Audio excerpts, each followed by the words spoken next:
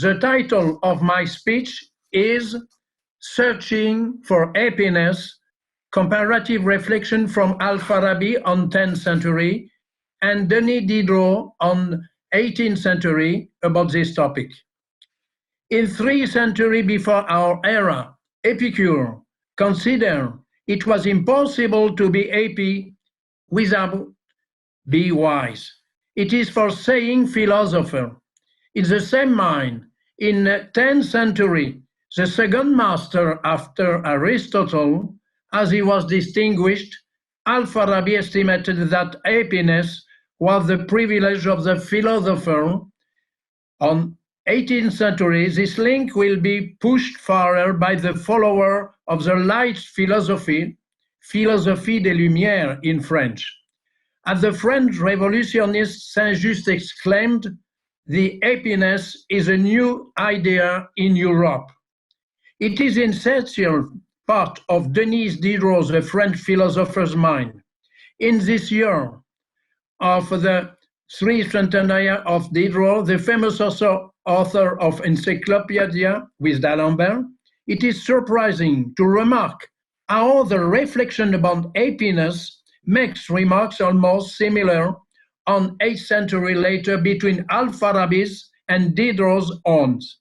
Maybe the Al-Farabi thought has passed through his epoch and has influenced the Western philosophy during medieval period till Light's period in Occident. This search for happiness is engraved in these two philosophers in a global reflection not only on mind of man, but especially of the living man in human community and making up the most possible coherent group. So, the first question is it possible to ask is why this notion about happiness is so in the mind of these two philosophers. Then, it is necessary to remark the proposal means by the two philosophers to reach the pleasure of happiness. Finally, it will be good to throw into relief a certain actuality of this search of happiness. It is in going to human perfection in virtuosity that man must reach to happiness, and this last fills humanity with benefactor virtues. Thus, Al-Farabi spoke in his major work concerning the obtaining of happiness, Tasil al-Sa'ada, as in the Greek philosophy of Plato and Aristotle, and Al-Farabi understands the ideas. He considers that happiness is necessary for man because it permits to him to give value to his faculties, but with the condition to realize the perfection in the neighbor of other men because it is necessary to meet them.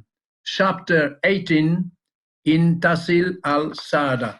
By this way, the virtuous city will be able to build and it will meet an ideal community. This happiness realized by this way shows the free reasoning that Al-Farabi protects with ardor because he is inspired by Mutazilism, which is spreading from 8th century to 13th century since the founding of the Home of Wisdom on 132 in Baghdad, and in which is spreading the mind of logic analysis lying on reason. For Diderot, happiness is a necessity.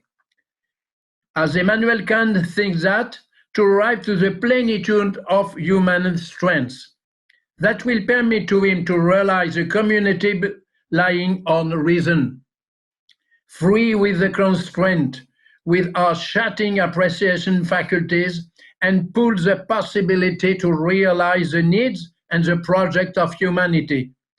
In his famous work, Jacques le Fataliste in French, Jacques the Fatalist, Diderot wrote, "What are the duty of a man? To procure happiness to everybody. So, it is necessary for contributing to the happiness of other people to be virtuous."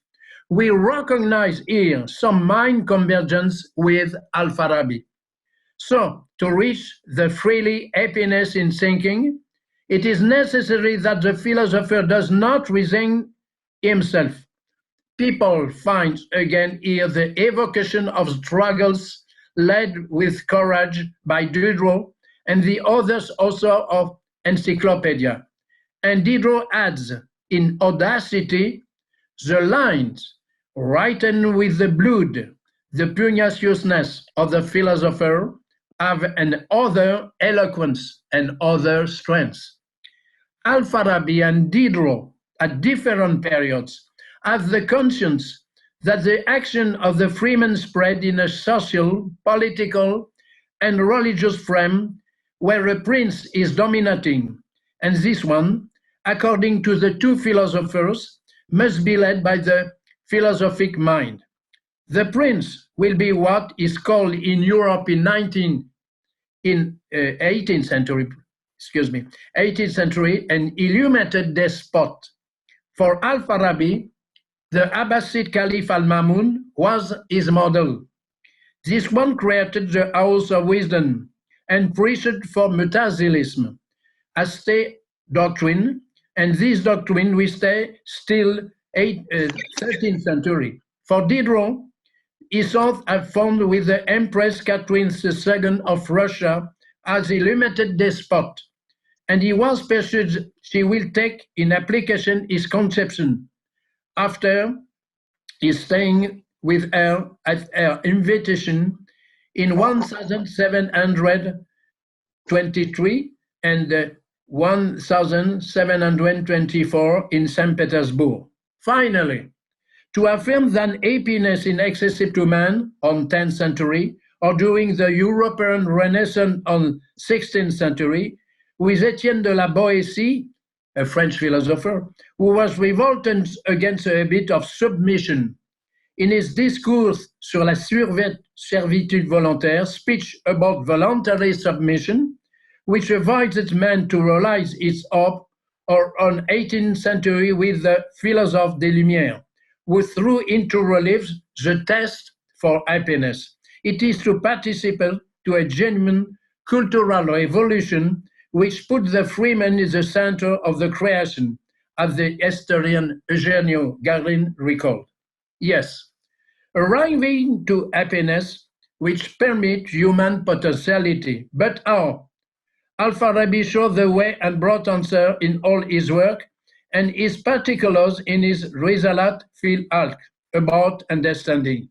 For the philosopher, it is by learning and teaching controlled by the philosopher. It is possible to go to four virtues, which open on happiness. Which virtues? Discernment, courage, justice, and wisdom. All capacity able to make the man entering the best politic order. Pushing his reflection. Al-Farabi considered that the method of education must be adapted to the level of pupils. Either they belong to common class or to upper class. For the first, the persuasion lies on the imaginary of religion. For the second, it is by the demonstration and reasonable argument that the man will reach the supreme happiness. 9 centuries later, Abai himself, in his 40th reflection in prose, took again this topic when he wrote, "A genuine man of art is that one who knows following reasonable arguments." Thus, Al-Farabi thinks to lead the man to perfection, which is the ultimate aim of happiness, in order to shape an ideal human community. So the philosopher will not hesitate in his aim to classify science and knowledge, to obtain the best pedagogy. First, he will put mathematics and astronomy as the Platonician distinction. Then, secondly, to reach harmony of phrases and to create pleasure, music, and dance. We can remark at this purpose that at the beginning of 20th century, the French scientist for music, Rudolf d'Erlanger, during the year 1930, will take homage to Al-Farabi musicology, who in his book Kitab-i-Musiki al-Kabir shows, as Derlanger said, the rhythmic going on according to metric syllabs of words. This philosopher searching about the music resonance and the pleasure which is produced will answer the French philosopher Jean-Jacques Rousseau, a Diderot's contemporary, to write and to show an opera on 1732, Le Devin du Village, the Vizard of the Village, in the castle of Fontainebleau. Fontainebleau is the city where I am going to speak to you now. Finally, in his classification of knowledge, Al-Farabi will show the natural sciences learning, then theology, political sciences. The Diderot's proposition to arrive to the happiness rejoined these ones of his contemporary Helvetius when he says, the art of shape man is in relation of the shape of government. It is to say that this is tied to the will of an authority opened of knowledge for men. Consequently, the French revolutionary Danton will strongly exclaim in his parliament in 1792, after bread, education is the first need of a people. All these affirmations are in correspondence with those said a century before by Al-Farabi, because, as him, if you want education permit to men to become a friend of the whole humanity, it is necessary to create appropriate infrastructure, several different types of schools, where immediately at his younger age, individual person will receive, says Diderot, a humanity feeling which is the most sacred. But Diderot prevents against an excess of confidence in the educational virtues, nor rational, because at every time it is 1,000 times easier for an eliminated people to go forward to barbarity than a barbaric people to go by one step to civilization. In Encyclopedia, written under the authority of Diderot and d'Alembert, more than 160 other authors will bring their contribution. The aim of the encyclopedia is to gather together the scattered knowledge on the earth in the order of the works of past century were not useless, and that our nephews become more educated will be in the same time more virtuous and more happy, wrote Diderot. Finally, here, Diderot wants to give homage to the works of ancient scientists. So we can say that indirectly Al-Farabi's work with his work on enumeration of suns, inspired by Aristotle's minds, then the Avicenna works which gathered the world knowledge in his epoch, 10th, 11th century, appears in filigree several centuries later. It is necessary to add that the writings still chosen by the two philosophers to give to their demonstration a particular strength plays a role non negligible. Al-Farabi, in one of his more pertinent works as The Obtention of Happiness, in French, L'Obtention du Bonheur, does not hesitate to speak directly to his reader and is giving to him his advice. It is necessary to be clear for you that before beginning to search on problems, be assured that the methods are learned by technical manners. And Diderot, who affirmed that the art for writing in love is only the art to lessen the arms, likes to use often corrosive humor. So in his work, Jacques le Fataliste, through the fantastic vicissitude of Jack Captain and the repetitively the expression in his lives, which are paralyzing for mine as I written up there. Diderot can refuse with philosophy everything shackles the freedoms of appreciation of man. Al-Farabi's attitude, and later in the Islamic world, this one of Averroes, like this one of Diderot or D'Holbach, will be beaten because they were considered as disturbing. This puts the author in survey, and even Diderot will be imprisoned during 3 months in Castle of Vincennes, near Paris, on 1749. He was liberated thanks to the indirect intervention of Madame de Pompadour, the king's favorite. People can say finally that this philosopher a precursor and their legacy are astonishing modernity.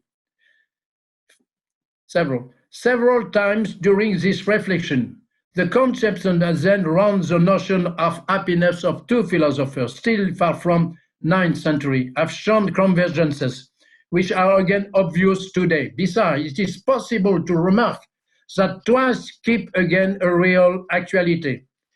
People can say, in fact, that Al-Farabi's mind has those one of illuminated philosophy lying on the searching of happiness excludes the submission. This attitude is not this one of a particular period, it is this one of any time. To glorify the knowledge for Al-Farabi in the perspective of Plato and Aristotle as to appreciate the new mind which doesn't accept submission on 18th century to social and political constraints of this time, with Diderot to require the right to know and judge by oneself. It is conquered on 16th century with a European Renaissance, giving that people says crisis of European consciousness that is accepted today by nation-loving independence and also the respect of diversity. Put oneself in the place of the other human being, said Immanuel Kant. To understand and to divulge the strength of Greek philosophy and for Al-Farabi to be the man who passed over, that permitted to him to better understand Saint Thomas d'Aquin or Duns Scotus in Europe, as said Etienne Gilson, a French philosopher on 20th century. As for Diderot, who proposed everybody to take the gun on the land where you are going and keep this one where you are. He takes again the idea of opening mind to other people, consequently of tolerance. It is, as said his compatriot Voltaire, intolerance converted the earth of carnage. To respect the other, but in the condition to have relation, as thought Jean-Jacques Rousseau, with the social contract, which ties the person around accepted and respected laws. To conclude, watch to actual Kazakhstani space, where Al-Farabi is the second master after Aristotle born. We can see that today, this land pulls a part of its strength and its plenitude on a multi-ethnic population that permits in the diversity the respect of others without confrontation or division. So the international community is in admiration. In the same time, people can say that illuminated mind today beings for a great part in European Union, which born after the cataclysm of the Second World War, because this union is in the same time single and plural. Single in the respect of the condition of democratic rule, and plural because it ties different people, but they want to build together what Ernest Renan, a French Orientalist from 19th century, called the soul of a nation, soul of a plural entity today. So, European Union as a device, united in diversity. It is maybe the legacy the most evident that thinkers like Al-Farabi and Denis Diderot offer to all the people who want the happiness for everybody. It is the award of the philosophic mind they gave both to us, and now, at the occasion of this conference here at Al-Farabi Kazakh National University, we may say that happiness must escort an university so active. Thank you for your patience.